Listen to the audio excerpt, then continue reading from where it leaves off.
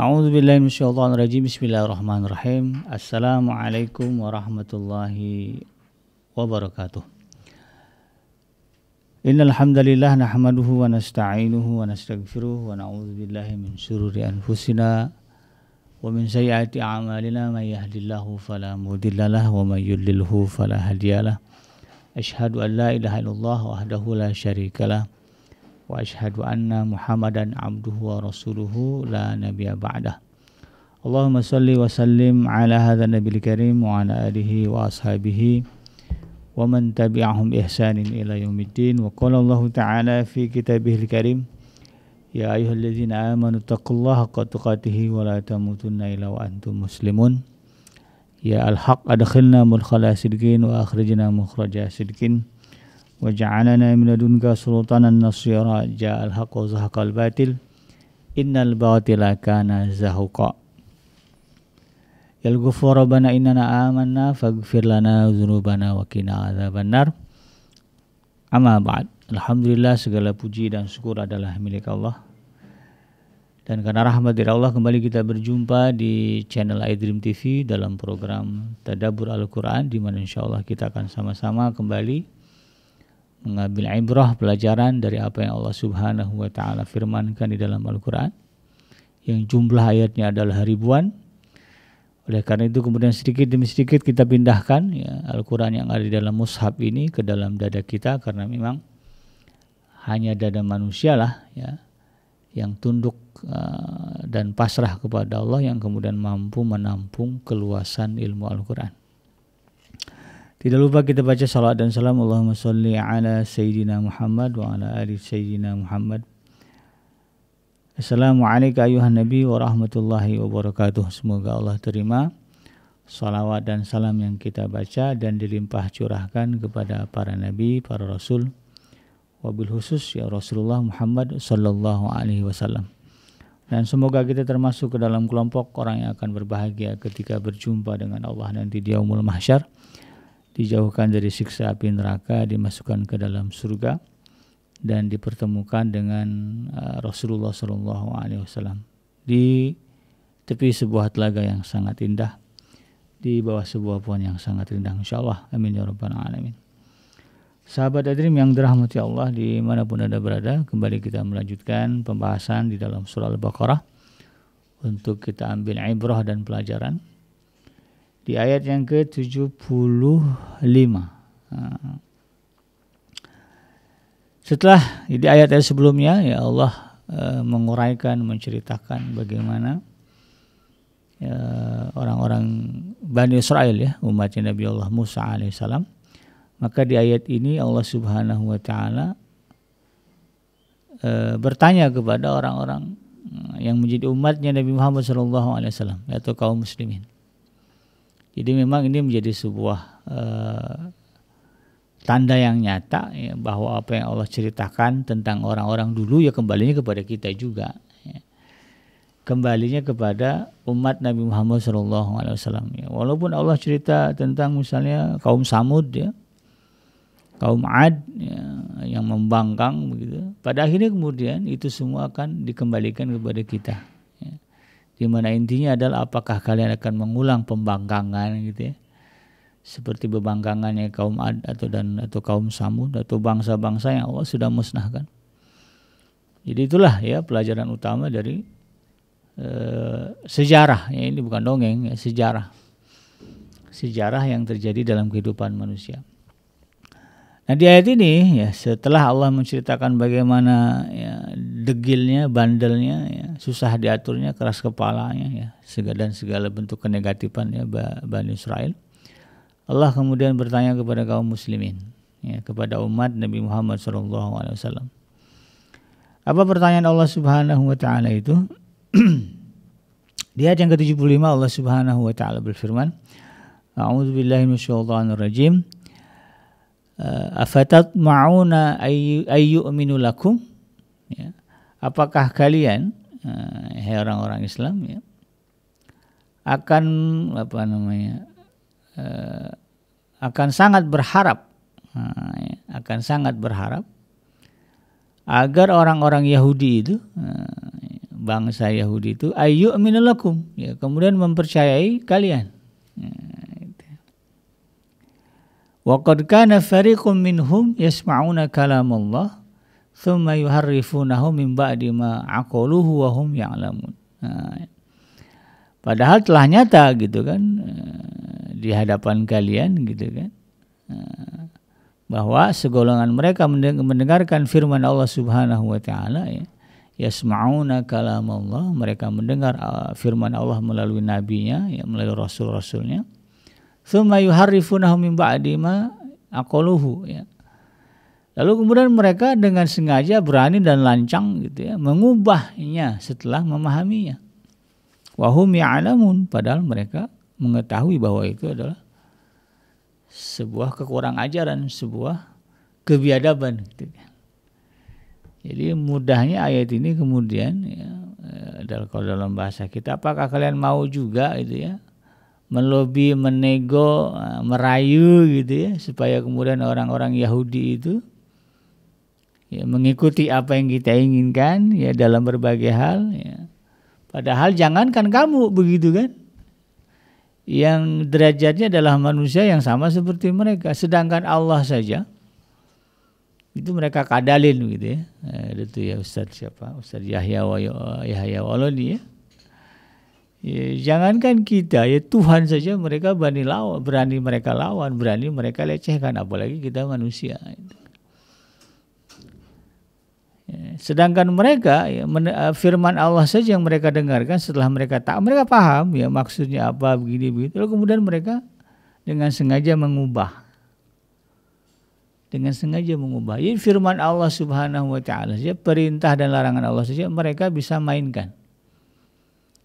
Dengan lancangnya, dengan beraninya, dengan kurang ajarnya mereka berani merubah-rubahnya. Mereka berani, ya, mengatur-ngaturnya sesuka hati mereka, menambahnya, menguranginya gitu kan, memodifikasinya gitu. Sehingga kemudian mengikuti hawa nafsu mereka.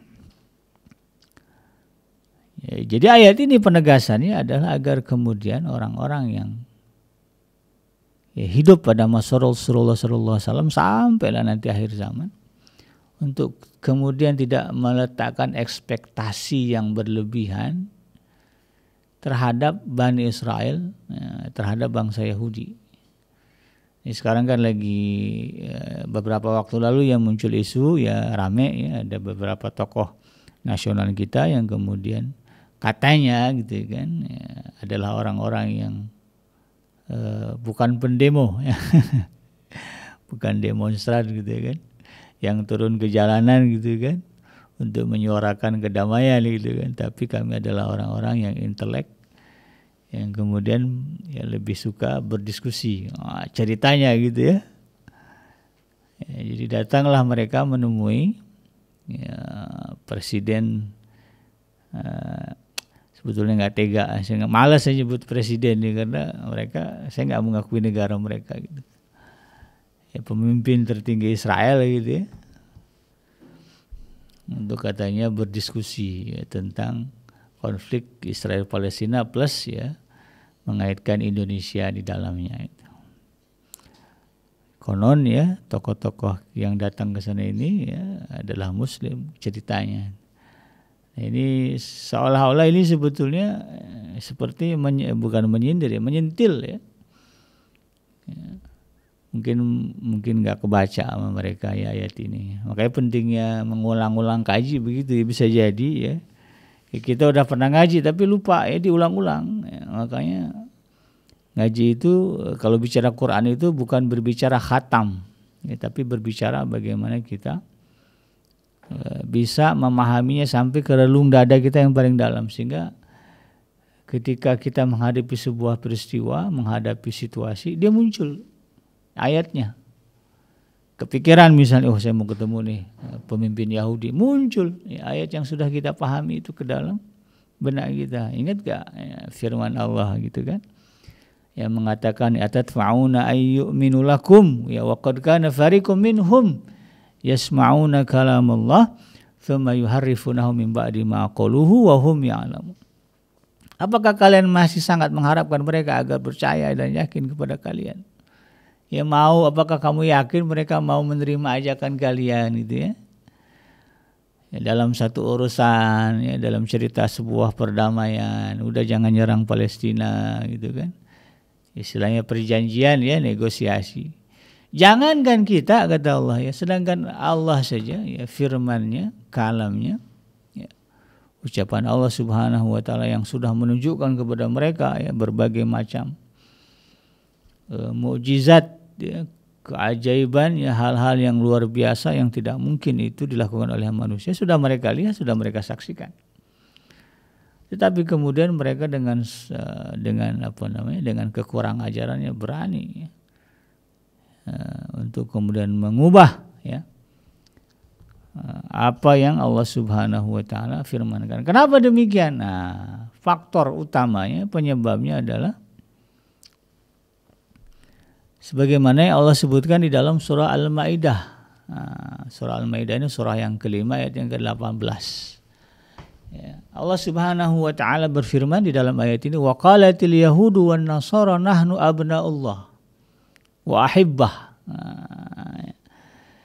Jadi kata orang-orang Yahudi ini Allah mengatakan wa qalatil yahud ya, maka berkatalah orang-orang Yahudi ya, wan nasara dan juga orang-orang Nasrani ya,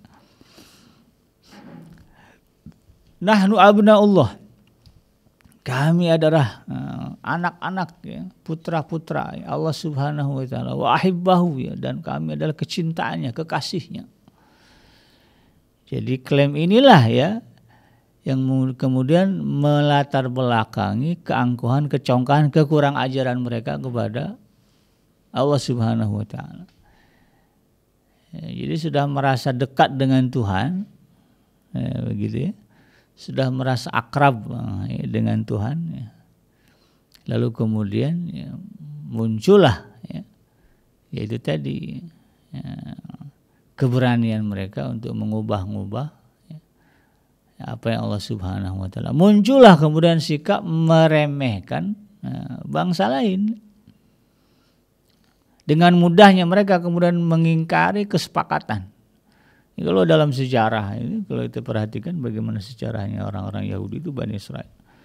Berapa banyak sudah kesepakatan-kesepakatan yang dibuat, mereka yang mengingkari, mereka yang mematahkan, mereka nggak peduli.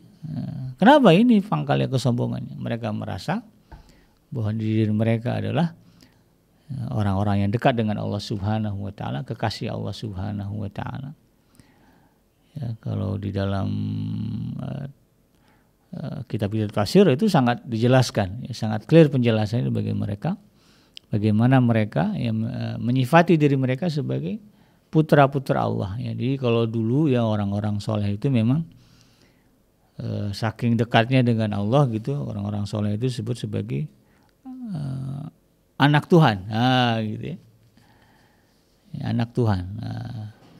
Tapi kemudian kesininya diyakini oleh orang Nasrani sebagai betul-betul anak Tuhan, padahal para nabi dan para rasul itu digelari sebagai anak Tuhan karena mereka dekat dengan Allah, dengan Tuhan gitu kan. Bukan dalam makna yang hakiki, tetapi lebih kepada makna kiasan lah gitu ya. Dan itu yang kemudian menyebabkan mereka sombong. Ya, apalagi kemudian kalau berbicara sejarah bagaimana ya Allah berkali-kali memaafkan mereka ya, sebagaimana yang sudah kita bahas ya. Berkali-kali Allah memperbarui perjanjian, makanya kan ada istilah perjanjian baru gitu kan. Karena perjanjian lama ya mereka mereka ingkari lagi ya, mereka durhakai, maka dengan kemaha ya pengasihannya Allah ya, karena Allah itu kan sifatnya Ar-Rahman Ar-Rahim, Al-Ghafur ya, Al-Afu ya, pemaaf. Maka Allah kemudian memaafkan ya, dosa-dosa masa lampau mereka, dosa-dosa yang mereka lakukan, lalu kemudian memperbaharui lagi perjanjian dengan mereka. Itu kan. Tapi tetap saja kalau dilihat dalam sejarahnya, perjanjian-perjanjian yang sudah dibuat oleh rasul-rasul mereka, orang-orang soleh di antara mereka ya, dengan bangsa Yahudi ini, kemudian mereka hianati gitu ya, sampailah kemudian datangnya Nabi Muhammad SAW dengan mukjizat yang nyata ya. Ya, justru yang muncul adalah kemarahan mereka kepada Nabi Muhammad, karena mereka tidak menyangka Ternyata yang diutus Allah kepada manusia adalah orang Arab, ya, orang yang mereka anggap sebagai bangsa yang hina, ya, kaum rendahan begitu ya.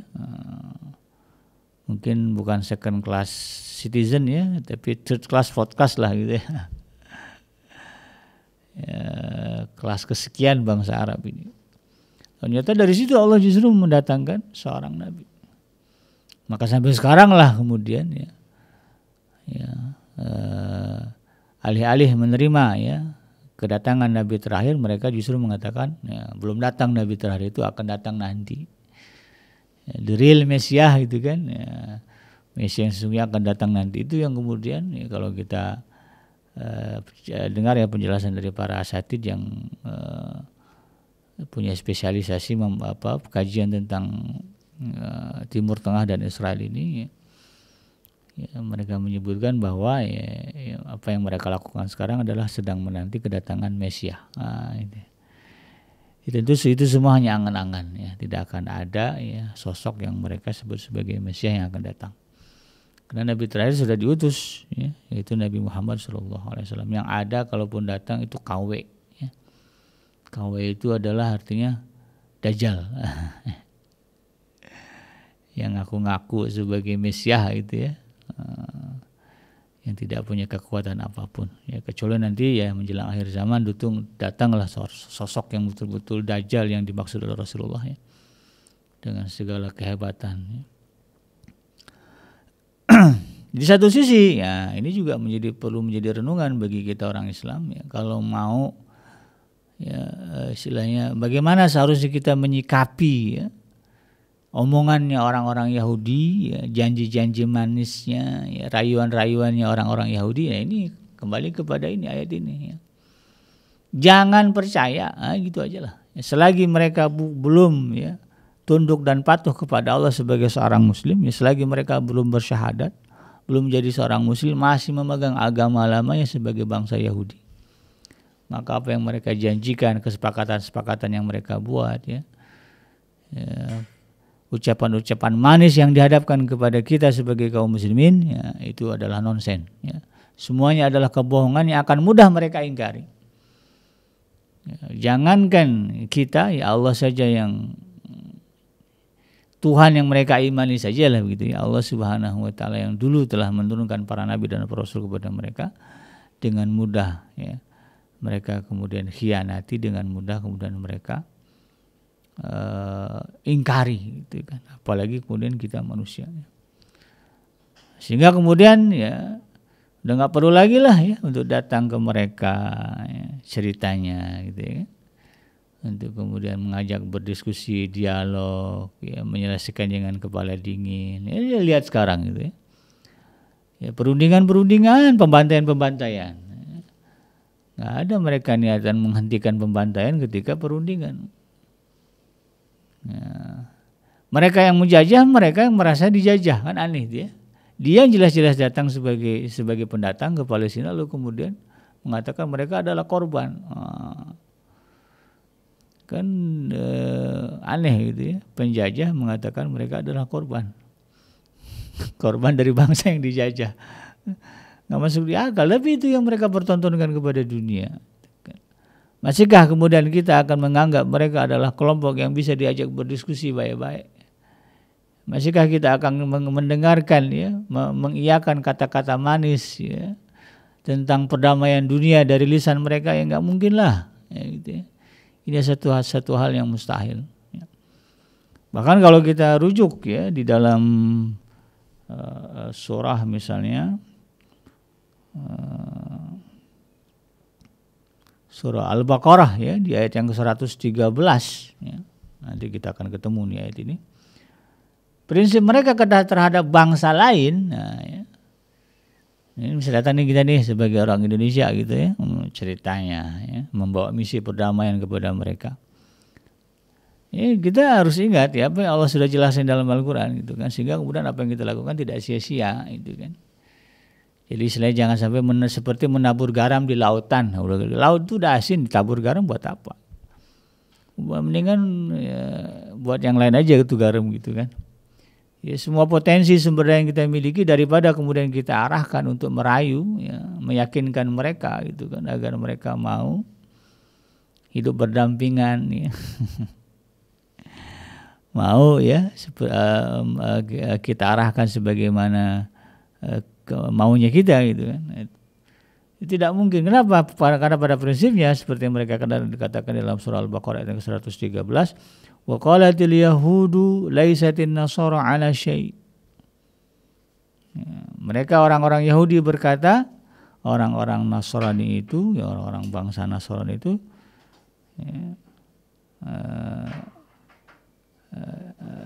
laisatin nasara ala syai', mereka itu nggak ada apa-apanya, mereka nggak punya apa-apa.